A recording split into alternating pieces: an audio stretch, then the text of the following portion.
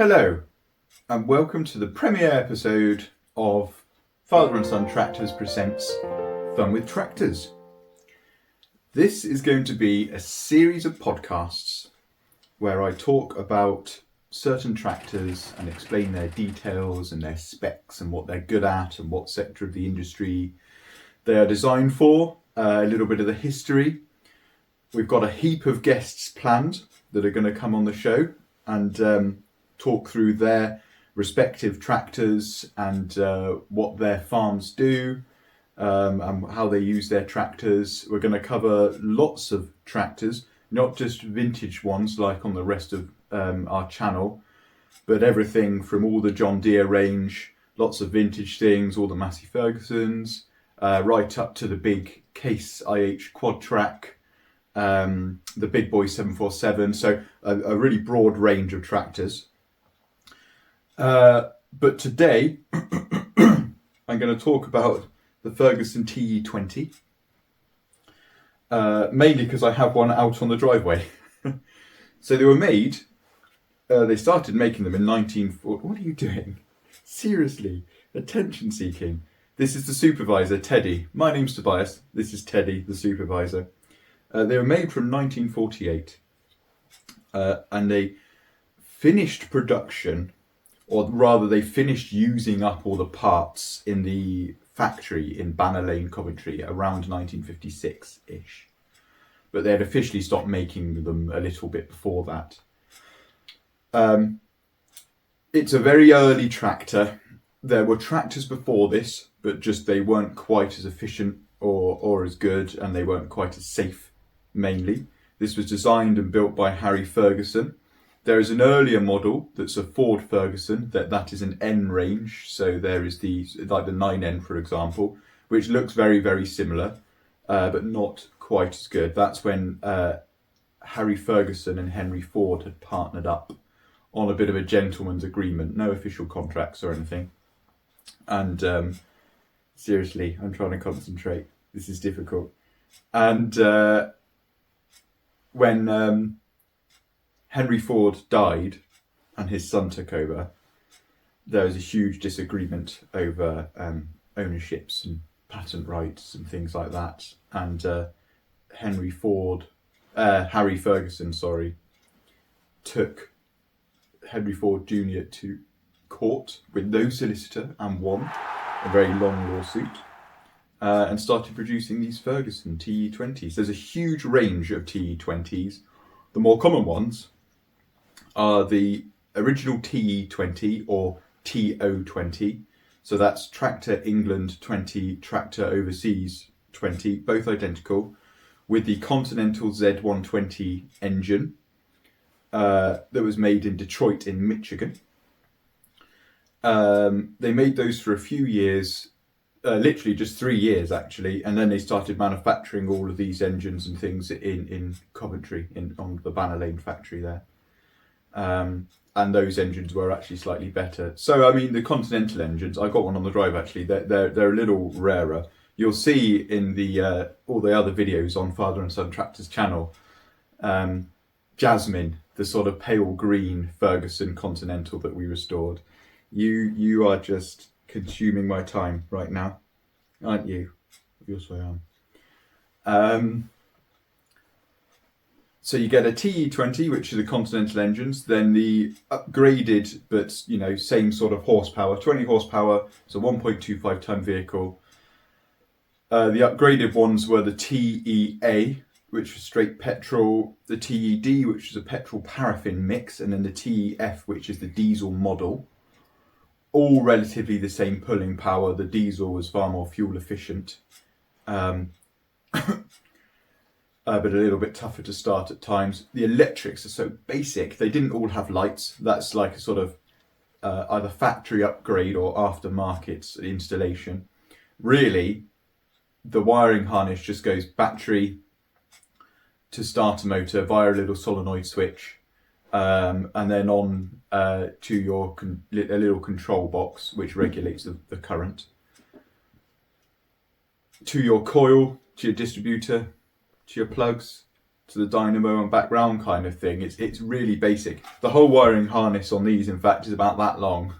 It's not, and then maybe has 6 or 7 bits coming off of it from the battery. It's not a big thing, which makes them great for a first-time tractor restoration.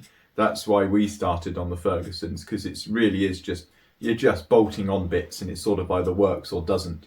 And it's almost easy to figure out why things don't work, because it's all so primitive. But back in the day, when a horse or a few horses were pulling a plough, and then tractors became sort of both efficient and affordable and safer like this was just incredible. It was just mind-blowing for farmers of any sector. The Ferguson system, as Harry Ferguson called it, that has, a plough, a front bucket, a little rear scoop thing, all kinds of things, a chain harrow, loads of stuff, was just revolutionary. So the mechanisation of the farm really took off with these tractors. There were other tractors going on in the latter stages of this. No, he's got a tissue. Come here. That's it. Unbelievable. Anything. Just come up here, would you? That's my boy.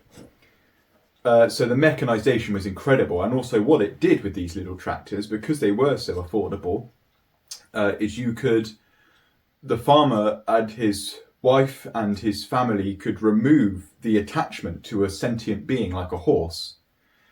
So it was far less prevalent if you were to damage, in the list of things to be worried about, if you were to damage the bonnet or wing of a Ferguson, than if you were to break the leg of a horse. But what the Ferguson is mainly famous for is its 3-point linkage on the back. And I'll show you a little image of that and how it works now. It's just a lever. Lever goes up, linkage lifts up. Push the lever down, linkage goes down. And what it meant was, instead of towing an implement on a tow bar, which created a risk that if say a plough caught a stone, the tractor would just, in 1.5 seconds, the tractor would tip up and be over. With the linkage, the implement attached on these bottom 2 links, and then with a third top link up here, which meant the implement could pivot on these links, but in the same vein be forced down or lifted up by the top link. Lifted by the 2 lower links as well on these models, but controlled via the top link. I'll explain that. So basically, if the implement was to catch on a stone with the 3-point linkage system, the force of it catching would go forwards through the top link and push the front of the tractor down, evading it tipping up and causing injury and death. And it did kill a lot of people just on a drawbar pulling an implement. In the same respect, there was a small mechanism within the hydraulic unit under the seat here.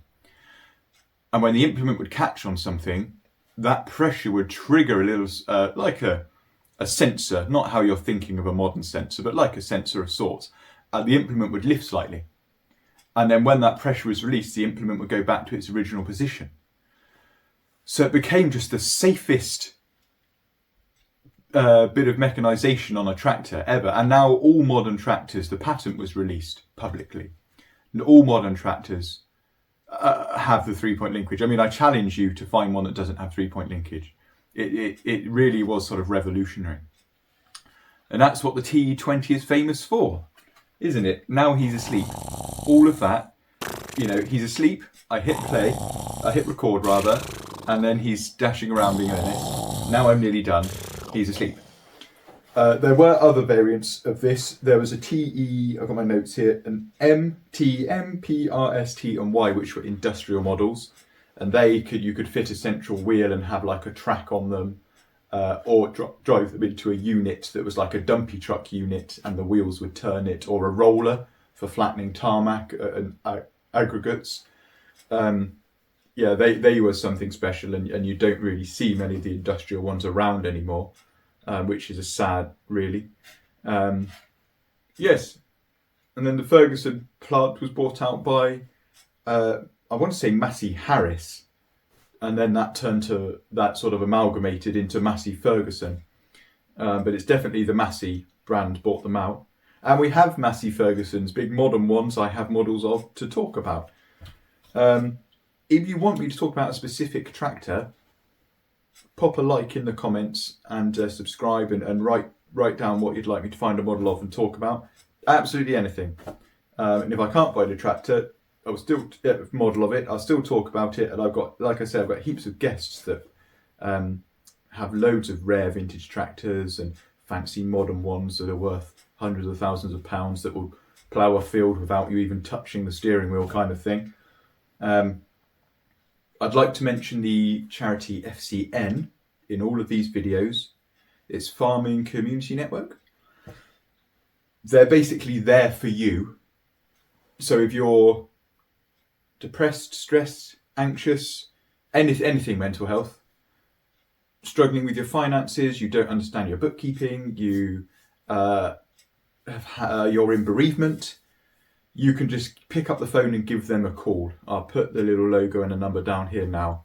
And they are all a sort of real top bunch, real good, friendly people. So helpful, particularly in sort of rural communities. So yes, heed that number. So this has been Father and Son Tractors presents Fun with Tractors. I hope you like the premise of this. And I look forward to reading your comments and making more videos, as I say, with my guests. And yes, let me know what you think.